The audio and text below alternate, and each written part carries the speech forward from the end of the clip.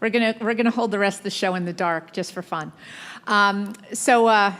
Anyway, I think it was a great morning, and hopefully we'll have a great afternoon. I'm really happy to have Don Steele here from Comedy Central. He's the head of digital marketing and fan engagement, and I know that a lot of us are Comedy Central fans of entertainment, so it'll be great to kind of get a firsthand look at sort of how Comedy Central is dealing with what is really one of the more engaged social fan bases out there. Let me just tell you a little bit about Don before I invite him up. He is responsible for setting the strategy and implementing all digital marketing initiatives for the websites and digital brands of Comedy Central, Spike, and TV Land. And he joined Comedy Central in 2006 and moved to I don't know what the MTV neg is, but he moved to it in 2008. We'll have to ask him. But he's been kind of a long-time person in this whole digital space and the social space, and I think he has a lot of insight for us. So Don, why don't you come out here? Okay, make some noise for Don. Okay, and sit down if you aren't sitting already. Oh, they love you. They love you already. Okay, thanks, Don. Hey, how are you everyone today? So you all had your lunch, you're all ready for this activity. Either this is the best time to talk or the worst time to talk after lunch, so let's see how we do. So as Kathy mentioned, my name is Don Steele, and I'm the Vice President of Digital Marketing and Fan Engagement for Comedy Central. As she mentioned, I've been with Comedy Central for about 7 years, and in that time there's been a tremendous amount of change in the world of social and how we interact with it and how we experience it and what our goals are and how we set the strategy and all that jazz. So what I'm going to do in the next few minutes is kind of walk you through some of our goals in social, how we do it, and talk a little bit about how the organization is really changing and adapting to this. Because I think one of the things that we are making a huge effort in doing is how to kind of bring this in as part of the organization. Because I think years ago when you'd speak at some of these events, you'd have a social media person who was on the outskirts of the organization or not fully integrated, and it was kind of a side hustle for some people. But we've really made an effort in the past 12, 18 months to really bring it all into the middle of the organization. So, one of the greatest record covers of all time, 500 million Elvis fans, can't be wrong. I mainly wanted to bring this up just so I could actually say I've used this in a presentation because I think it's a cool record cover. Comedy Central has over 100 million fans in social. When we add up all the pages we manage, all the fans, all the followers, all the different boards, all the things we experience, we have 100 million people. And we are really invested in the relationship we have with those people. Because for us, it's no longer about just this big tally of numbers. It's about what are they doing and how can we participate in their lives. Because one of the things that Comedy Central we really feel strongly about is that we're not just a TV network. We're not just a passive thing you sit up and watch, sit on the couch and watch. We're a part of your life. We're a brand. In the same way that Nike is a brand, Facebook, whatever company you want to talk about, we're a brand. And so this relationship we have with people in social is really how we fuel this conversation and really how we fuel our brand. And so when you add up this 100 million people that we're in a relationship with, there are some things that are changing over the years. Because years ago in social, it was very much about kind of telling people what you wanted them to know or what you felt they needed to know. In terms of making sure that we were telling people when to watch a show or telling people here's an exclusive video.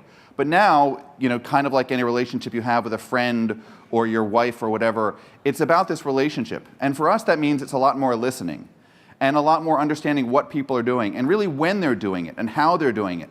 How we program these platforms is very different throughout the day. Because we know, as an example, that when you're sitting watching television at 10:30 at night, most of you are watching it with a laptop, not with a laptop, with a tablet or with a phone, and that's how you're tweeting. And so what is the content we're pushing out, and does it work on those devices? And so it's really listening to this conversation through some of the tools that we license to make sure that we're saying the most relevant thing at the right time. So I'm going to guess pretty much everyone in this room can name these 6 people. Anyone want to help me out here? Who do we have first? Anyone? We've got Mark Zuckerberg. Anyone else? Jack Dorsey, Kevin Systrom, Dennis Crowley, the new $100 million man, David Karp, and Ben Sieberman. And so what do all these people have in common other than being really rich and internet famous? Any guesses? And why it's so important to Comedy Central? They're all in social, but there's something else about them that's really important to us. All millennials, exactly. Thank you. What does that mean for us? So these are guys who are kind of 18 to 34, who are in our core demo, and they've all built amazing platforms that have made their lives richer in many different ways. So you think about it, all of these guys are young guys, and that is exactly who Comedy Central tries to target with our programming and with our marketing and how we communicate and experience things. And if these guys are going out and building these amazing digital platforms to make their lives richer and more experiences, we as Comedy Central have to figure out how we can be part of that in a very, very relevant and interesting way. So what is happening on Pinterest may not be core to our demo, but the fact the guy who is in the demo built it is something of interest to us. What people are doing on Tumblr. We have one of the biggest brand pages on Tumblr, and it's getting content there that's relevant and makes sense. Years ago, I'm sure there were a lot of the companies out there building, you think about all the social publishing tools, and one of the first things they were able to tell you was, you can publish to all your platforms at the same time. And it's a valuable tool in terms of saving time and effort. But obviously, I think one of the things we've learned over the years is that what works on these platforms, what works on Twitter is not going to work well on Tumblr. What works on Instagram may not be a good photo for Pinterest and all that kind of stuff. So we spend a lot of time trying to figure out which of our communications is going to work on what platform so that we can be relevant to these people in that platform. So let's take a quick look at the history of social in terms of a brand like Comedy Central. So the first thing that happened is that Comedy Central employees who are younger than me started using these platforms as part of their daily life. And we started to see things that they would start to do in terms of years ago, the first time Facebook became a referring domain, or when you'd go and look at people's devices and you'd see all sorts of platforms that we had no clue what they were. But the people that worked for us, who were all these young millennials, started using these things. At the exact same time, there was some dude out there who started building a profile based upon Cartman or the Workaholics dudes or something about Comedy Central because our guys think they are funny and they want to be funny. And so then the next thing that happens is that mean Don Steele takes over these profiles and brings them for Comedy Central. So we're able to work with these platforms, Facebook, Twitter, Instagram, what have you, so that we can start to program these things correctly. And then the next thing that happens is that these profiles, once they become robust and rich enough, they start to become part of our marketing efforts. And so we start to think about how we can use them to market our brand, or how we can tell the story of some of our programs, some of our properties, et cetera, in these profiles. And we start to spend money on building them out and programming to them, because obviously innovation is important to us. And these new properties are important to us to be looked at as innovators. And I'm very proud to say that over the years, Comedy Central has been a very, very innovative partner for a lot of these people. We are the first people a lot of them call when they have new ad products, when they have new experiences. We recently did a big event with Twitter called Comedy Fest. All these new experiences are big, and we innovate with them all the time. So then, we've marketed the profile, we've built it out, it has a following. Now it becomes something where we've built it, and we have to maintain it, and we have to figure out what the strategy is for it, and what is that content is going to be. And so a very good example for us that's a bit silly is, everyone I'm assuming is on Instagram in this room or has seen Instagram, and everyone know what a selfie is? Selfie is a picture of yourself. Comedy Central cannot take selfies, but we can take shelfies. Shelfies are pictures of things on shelves. And so what we do, and it's a bit funny, it's a bit of a joke, obviously trying a bit of humor, but we will take a picture of a South Park toy and put it on a shelf and say it's a shelfie, and that reminds people that South Park is part of our brand. When we have tickets to events, sometimes we'll lay them out there and say, you can go buy these. Little things like that. It's organic programming to the platform. And so we think about what maintenance is going to be, how it's going to work, what we're going to do there. And then right after that, we start investing heavily in the analytics and the publishing. And the difference between the maintenance strategy and the analytics property is not, in terms of the timeline, that big. It's a very quick difference, because as soon as we start talking to people in senior management about these platforms and about what we're trying to accomplish on them, that is when we need to tell the better story. So that is when we need to license the best analytics platform. That is when we need our research teams to help us tell the story about what people want from us on these platforms. And then after that comes something called the other lines of businesses. And so for Comedy Central, what this means is that as soon as we've built out these profiles and we have an established base and we are talking about them as digital marketers and fan engagement as they're important to us, there are other people in the company who then want to start talking about how they can be part of that. And sometimes it's very easy for us to do. Like last night at midnight, Comedy Central launched a radio station on Sirius XM. And so for us, it was very easy to tell that story through these social profiles. We could do a tweet at midnight saying, do this right now. We could take an Instagram picture of someone's serious thing in their car saying Comedy Central is now live.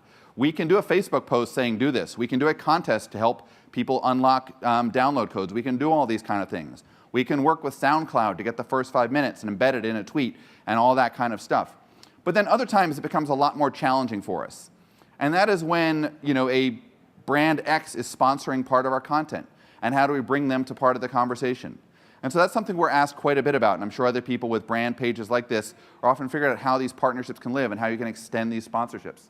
And so then, the hope from there as it goes forward is it continues to grow. And all we really strive to make sure with these communications is that as we've built out these profiles and as our organization's adapting to them, is that we are not offending people with them. Because as I said before, our audience is so super duper savvy in this space that if we piss them off and they unfollow us, then we've kind of lost an important part of our brand. Is this all making sense so far? All right. So let's talk for a second about comedians as rock stars. So one of the things that I mentioned in the slide before is about the research and analytics. And that goes beyond just like basic number of followers, number of clicks to your site, retweets, likes, et cetera. We do in-depth research into how people are experiencing our brand. And one of the things that they've told us over the past few years, actually there are two things they've told us that are super duper important. Number one is that when you ask a millennial between the ages of 18 to 34 if he was to be stuck on an elevator, who he'd like to be stuck with, the number one person they always come back with is a comedian. That's beaten out musicians and beaten out rock stars. I'm not sure if supermodels were on the list, but it's definitely our audience identifies themselves through comedy. And the other thing about that is that the number one activity our audience does in social is they share. And the phrase we always hear is that they want to express themselves through comedy. And so what that means for us is that our brand pages, Tosh, South Park, Workaholics, Daily Show, Colbert, et cetera, they become the fuel for these people's social conversations. And you think about it in your own news feed, how much stuff do you see that is comedy and people wanting to be known as the funny person in the room? It's a ton. So when our research group is telling us this macro behavior, that our guys want to be known as the comedic person, the funny person in the room, et cetera, they're coming to us and they're coming to our social feeds as a way to share that and a way to express themselves. And so we do a lot to bring people behind the curtain into working at Comedy Central, and we do a lot of things to make sure that their experiences are as easy as possible. And sometimes, to be honest, it's not that elegant. When we have a piece of sponsored content on our desktop website that has a big push-down unit and has a very beautiful ad unit, our sales team want us to use that in Twitter and want us to use that in Facebook. And sometimes those things don't work. But we do strive to make sure that things work on the platforms. A terrible example of this also is that yesterday I happened to be attending my nephew's college graduation at Wisconsin, and one of the speakers, the guest speaker, was a guy from Workaholics. And so I had the Comedy Central Instagram on my phone, and I literally took a picture of the video screen where this guy was talking, and it had like 1,200 likes at 11 o'clock in the morning because we're bringing people in the experience. And then people want to express themselves with that. And it's very important in terms of what we do in this kind of concept of fan engagement. So let's actually talk for a minute more about fan engagement. And this is something that's been an evolution for Comedy Central. And I'm going to walk you through this slide. It's very complicated, and I'm glad I didn't try and animate it, and explain kind of what this happens and what this means for us. So here's what happened. This slide's, just for the record, is about a year old. So we have at the Zach Smith, who is a dude who's sitting on his couch, wherever he is, saying that Workaholics is going to come on. I've been waiting for Workaholics to come on for a week now.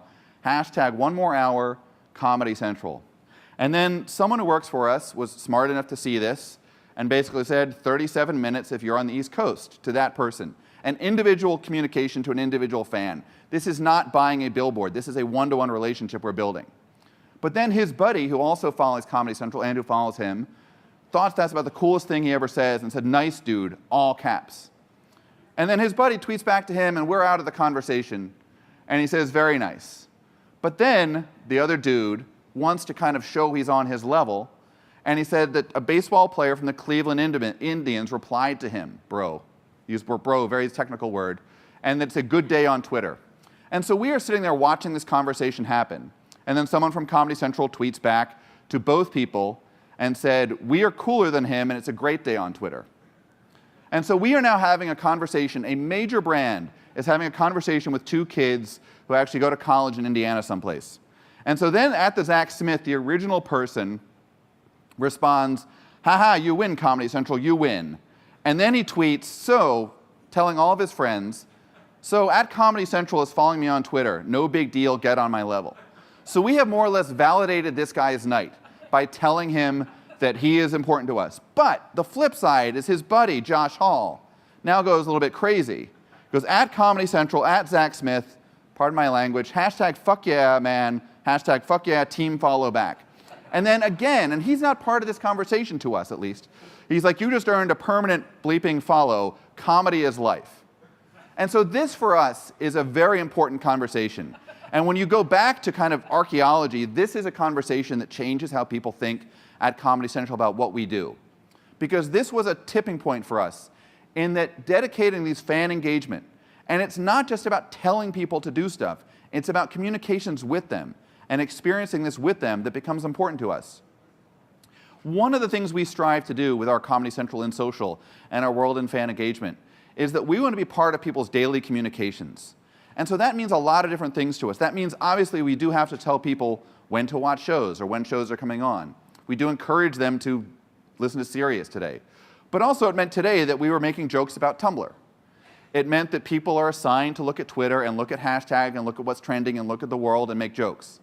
And so a couple of terrible examples about this is that a few weeks ago, when the Pope was being popified or whatever, validated, there was a thing, replace a movie title with the word Pope.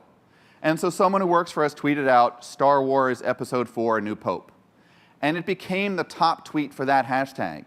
And what that meant for us is that about 3,000 people retweeted that. And then through the research, we're able to see that over 2.5 million people saw that. So we became part of people's lives in a bigger way than we expected with that one simple 68-character tweet. And so it also means that we're able to look at some of the metrics in terms of who follows us and what else they follow through some of the analytics on Twitter and analytics other things. It's like we're able to see that our dudes love professional wrestling, which is probably not super surprising. And so when the Olympics banned wrestling, we made a bunch of wrestling jokes, and it became the currency that people shared. And so this concept of fan engagement is how are we being part of people's lives on a daily basis. And it really has been an evolution for the organization, because what it's done for us is that I've known Kathy for years, and I've always been in this digital marketing world. And then there was a person in digital marketing who worked for me. And then the people who were doing the maintenance were in the multi-platform and digital teams. And now we've kind of brought them into this whole world. And even more importantly, we have people in research into that for us. And now we're also trying to say, like, how can we bring a conversation like this away from Twitter, away from your phone, away from your desktop, onto the television? So what are we doing to become more and more relevant and more interesting to these people?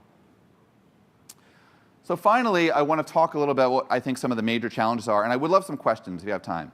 So a couple of years ago, I spoke at this very event, and I just basically proving that I'm kind of an idiot in this space, is that it said, what was the #1 challenge? They always ask the question, like, what's the one thing? And at the time for me, basically, it was when Twitter was first kind of breaking out. And it was like, do you put hashtags on air? How does it work?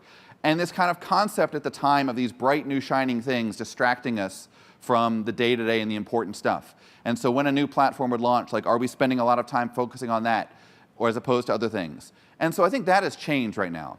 And what I kind of feel is the biggest challenge, and I've actually been watching a lot of the tweets from here today, is this concept of ubiquity. In that everyone in here is representing a brand or an agency or something, and you're all doing the exact same things that I'm doing. Maybe you're not talking to Zach Smith about something, but you're all kind of doing the same things. You're bringing people into the conversation. You're putting out content. I know that people from 360i were here earlier talking about Oreo and how they push out content.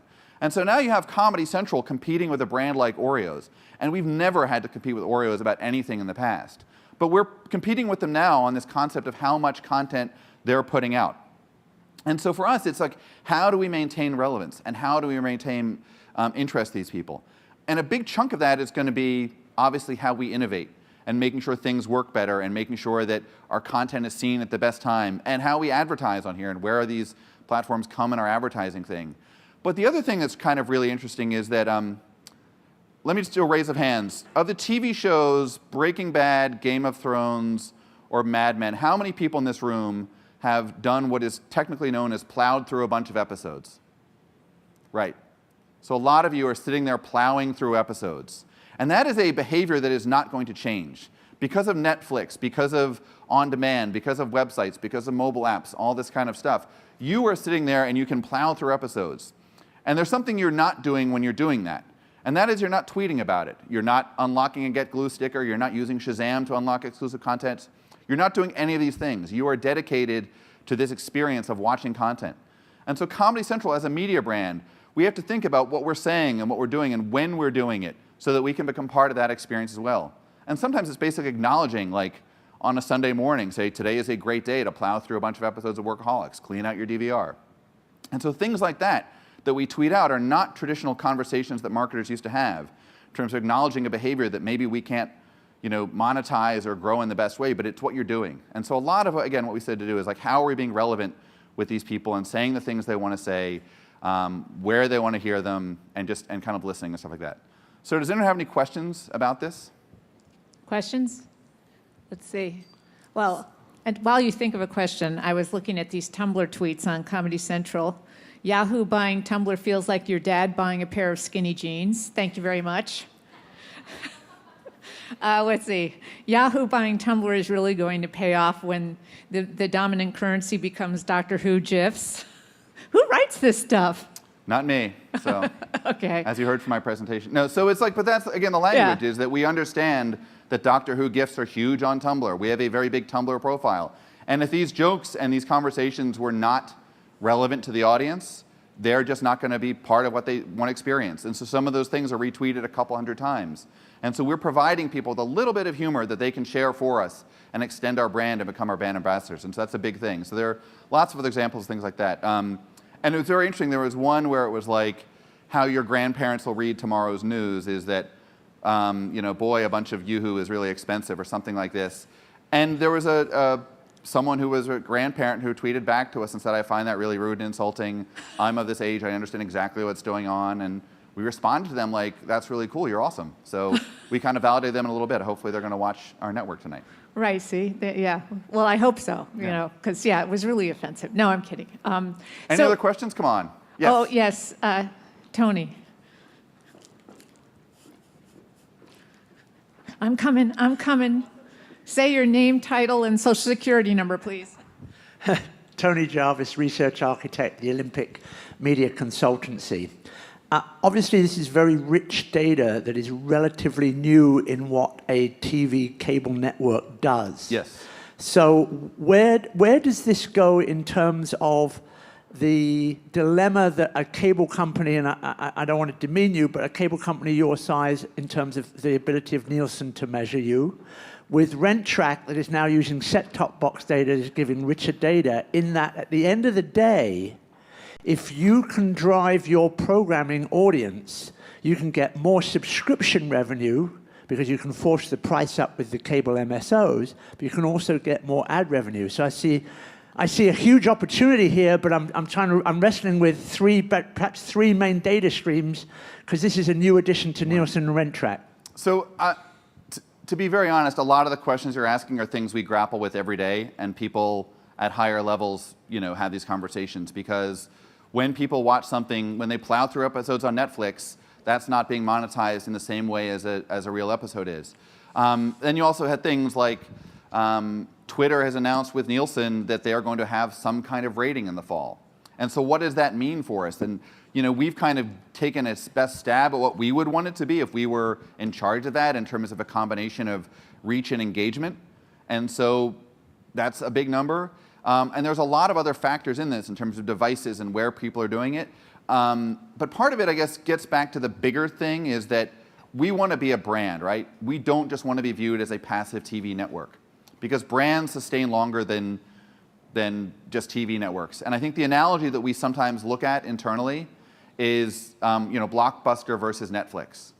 So Blockbuster and Netflix were both competing on DVD rentals many years ago. And then Netflix evolved. And how are we evolving with our audience in the time? We're launching a lot more apps in the next 6 to 9 months. And some of those apps will have different monetizations. We're also doing things with kind of different ways of monetizing program that you can see. Again, some of these things are way out of my scale in terms of digital marketing and fan engagement, but they are things we're thinking about on a daily basis. And then you have things like, one of the things that is when you can go to Facebook and buy men who are 19 years old who live in a certain state, and we don't sell that way. And so there's a lot of competition out there, and so it's like, how do we make sure that our brand is healthy, and how are we part of people's lives in that way? I hope that answers your question. Yes? Vicki Sanchez, I'm with Alliant. It's a data cooperative. Okay. And I loved the whole thing on Twitter about with the dedicated personal fan engagement. But how do you roll that out logistically? Do you deploy that to an agency, or how do you do that? And is it really like ongoing, an active thing that you're doing? We have It's really thousands cool. of people in a sweatshop. I mean, sorry. No, we're not out there doing that 24 hours a day, 7 days a week. And we use a lot of data to figure out which of those conversations, because it's kind of a never-ending, we're tweeted constantly. And sometimes the magic is not that, like, none of those guys had 17,000 followers and we felt it was an opportunity, but in the kind of like, surprise and delight of our audience, that's an important conversation to us. There are other times when we use a lot of data to figure it out, in that we license things like Social Guide, and Hootsuite and all these other platforms to see how people use it. And when we see, like a good example is, we just launched the show Amy Schumer.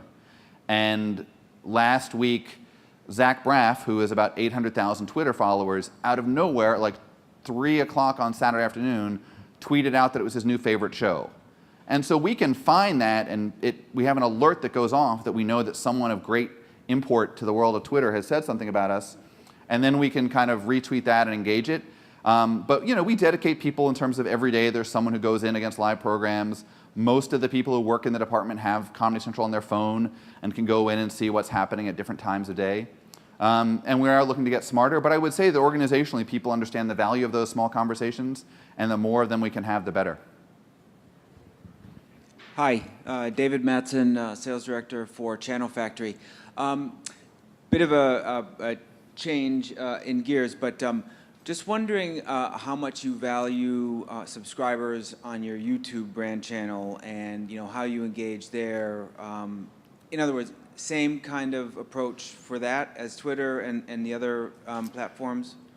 I would say it's slightly different in that, as a media company with places like YouTube, it's a bit of a different relationship, because we think about it slightly differently, because we have these amazing video assets.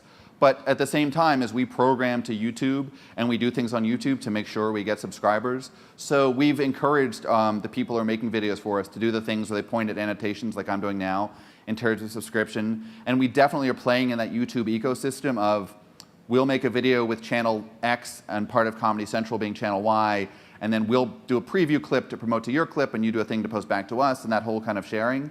And there's a ton of data, obviously, in YouTube analytics that we can get into and dig into, and we have a huge YouTube channel, and there are properties in there that people probably don't even know are on Comedy Central, but they just love the YouTube videos, and then we think about how to get stuff out of there, but obviously we need to be in there with our videos and make it work. You have a great channel. Oh, thank you. Any other questions? Of course, I have a question. You know that, right? Sure. I always have a question. So, what's your ROI? No, I mean seriously. What's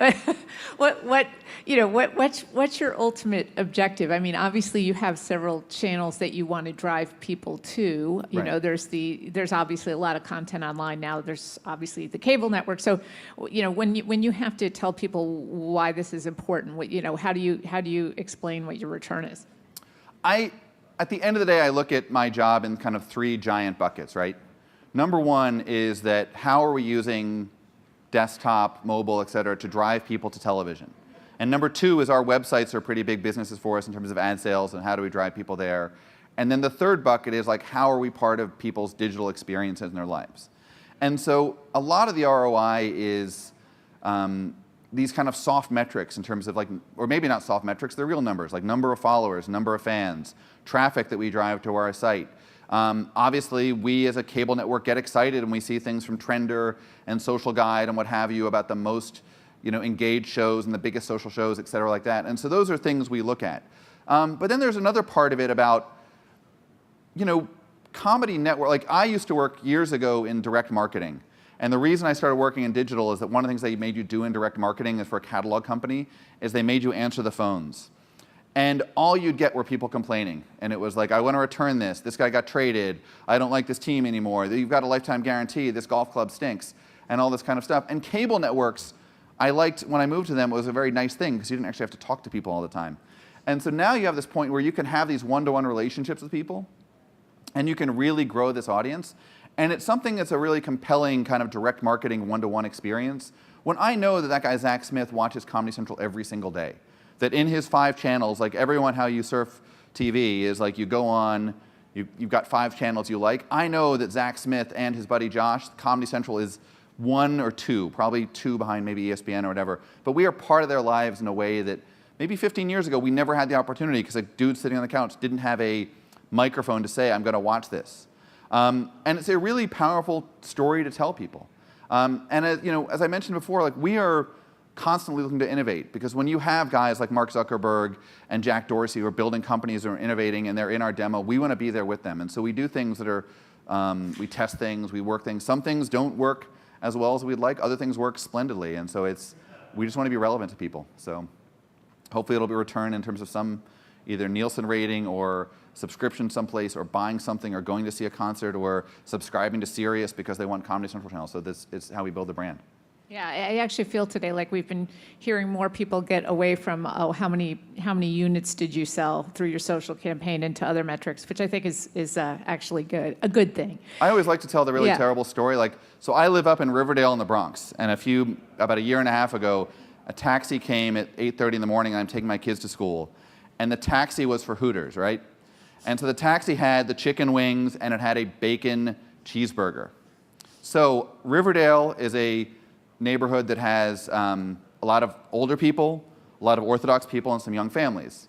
And so that ad offended 2/3 of the people that they were trying to get to, because the Orthodox people can't have the combination of bacon, cheese, meat, whatever, what have you. The older people probably don't like chicken wings because they're spicy and they're going to get caught up, whatever. And also, it was 8:30 in the morning. I'm not sure that Hooters was open.